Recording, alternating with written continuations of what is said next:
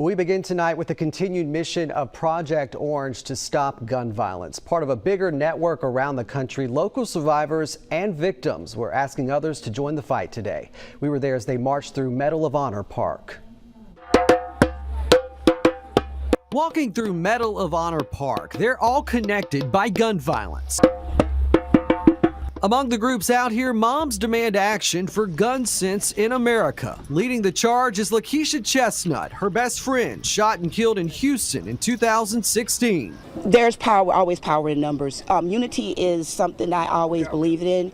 It's coming together in one solid voice, one resounding voice, and saying enough is enough. As my shirts say, ni uno más, not one more. Not one more! Not one more! Three small words with a big message. The NAACP also believes together they can stop the violence and senseless killings. If we came together as one huge group, the gains would be enormous, and it would be great. It would be great, and I know we can make a difference if we can come together on one accord. This is something very near and dear to my heart. Retired educator Allie Flowers, like a lot of people, disturbed by the increase in gun violence, not just here, but across the country. The more people get used to it, the worse it is, because when you go, oh yeah, another shooting, the less likely you are to try and do something about it, because then it becomes the norm.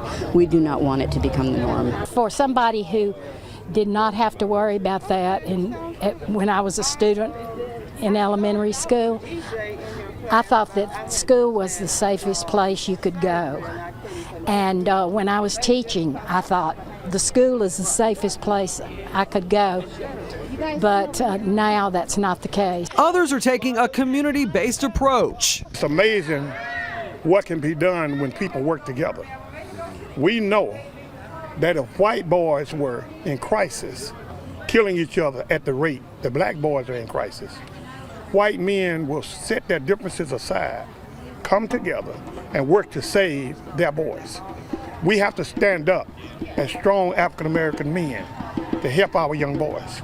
They believe they're making progress, but say there's still much work to be done. You know, most of our violence is poverty-based, robberies, drugs, things like that. Not one more! Marching today, each step towards the end goal to save lives. People caring, and now that we're showing that people are caring, now we need to start working. While they say they support the Second Amendment right, they also say some of that real work is legislation to prevent guns getting into the wrong hands.